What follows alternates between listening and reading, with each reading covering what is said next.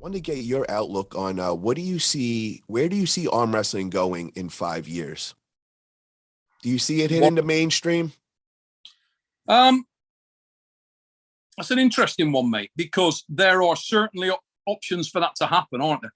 I mean, I think if that's to happen, it's going to be driven by the surge that we're seeing on social media and the surge in the way that people consume entertainment now. You know, when I was a kid, I'd come home and we'd all watch, the Tyson fight on TV. We'd all watch World's Strongest Man on the TV at Christmas. Now my sons come home and they're watching YouTube, Netflix, on their phone, their tablet, whatever it may be. World's changing. The way that people sort of view things is changing. People are time poor and they want instant gratification. A lot of this stuff.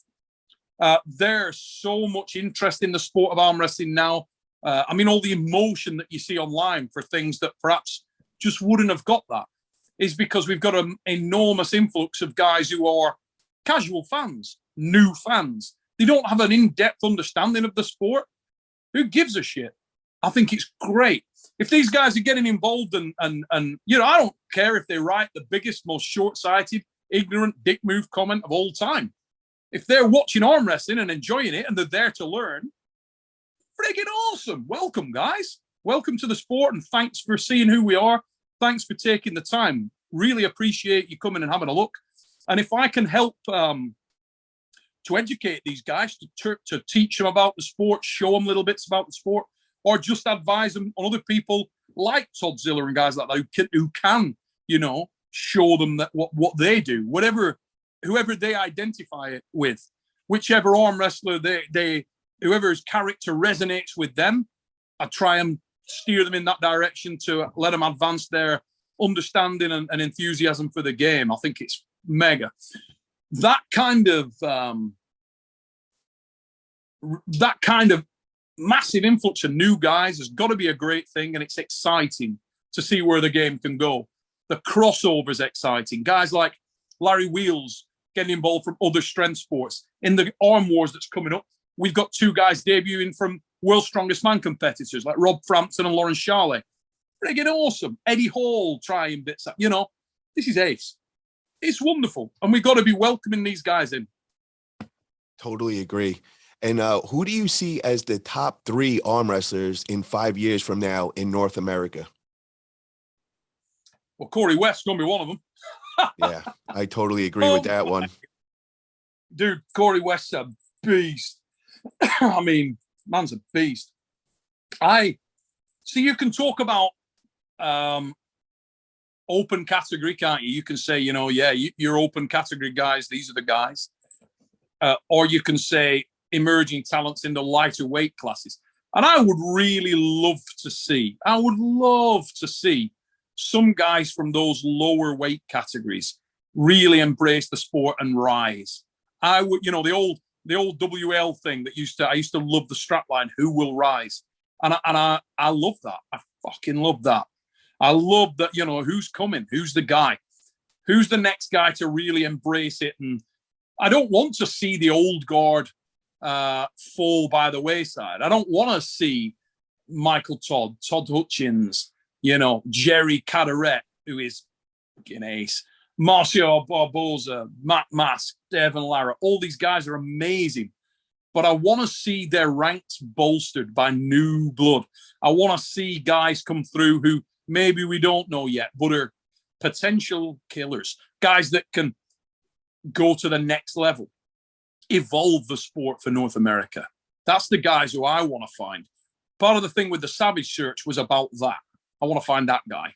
Who's on your radar? So we know that Corey West is one of them, but is there any other guys that are behind him that you think that are going to be the ones at the top? I would like to think that Paul Lynn has great potential. I think that Paul Lynn is an extremely focused, extremely diligent person who is clearly an athlete, very, very strong. I think that there will be a journey for Paul where he'll find himself in his weight class and where he really needs to be. I was I just think about they're to ask other, that, Neil. What weight class would you like to see that happen at for Paul? but in my opinion, Paul's best weight class, where Paul's probably most dangerous, is somewhere around that sort of anywhere from sort of 198 to 209. I think going bigger than that, he will feel better and he will feel stronger, but he's not strong enough or big enough for that class. That's just my opinion. I know other guys in Eastern Europe that would run him over at that. You know, they just would. I love Paul, but he's not there yet. I think he can get right up to those upper echelons a little lower than that, you know. And then who would we have as the third guy? You've got one guy that I have huge belief in. If he ever really focused, is Rob Vigent Jr. If America as a country embraced that weird son of a bitch, you don't know what you've got. That guy is a weirdo. If he can get the right instruction from the right guys, for open his mind a little bit and take on those learnings. Rob, when he described himself as an amateur, he's kind of not lying. Rob's not had the exposure to extraordinary technique. When you spend some time with Rob, he would admit that he's a good arm wrestler, but he's a good natural arm wrestler. He just naturally could do it. And he's never been into those sort of the nuance of the technique. He's never arm wrestled like the weakest guy in the room. He arm wrestles like the strongest guy in the room. If you could teach the guy to arm wrestle like the weakest guy in the room, he's going to steal a lot of people's faith, Paul, because that's a bad man.